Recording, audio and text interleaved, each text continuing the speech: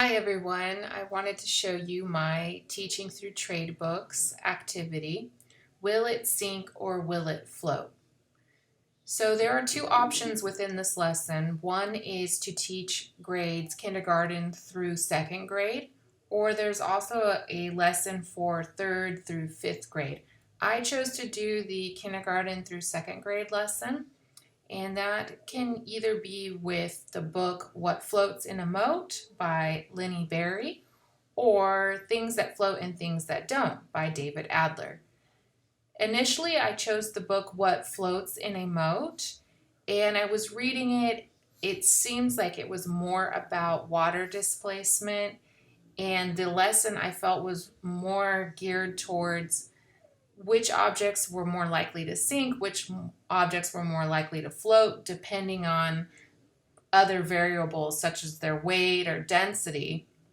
And the book, What Floats in a Moat, did not really touch on that idea of density very well.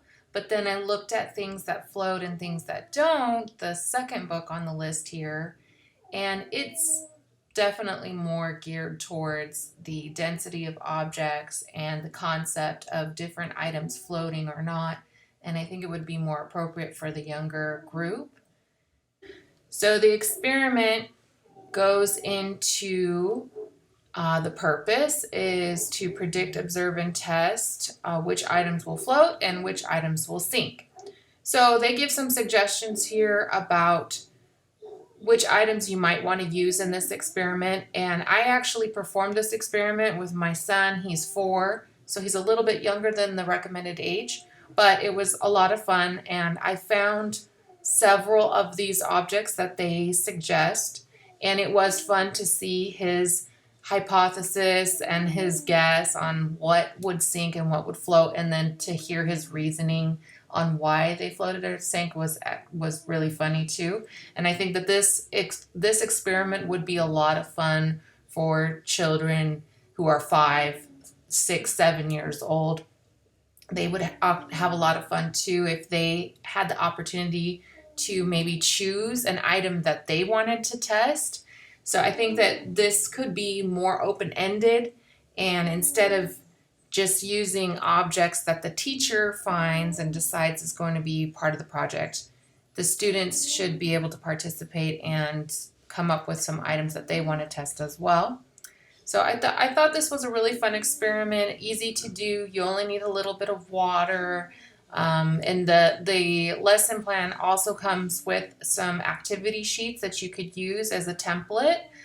I would add more images to these templates for maybe students that are ELL students, or maybe students with some learning disabilities, so that they could participate more in the activity.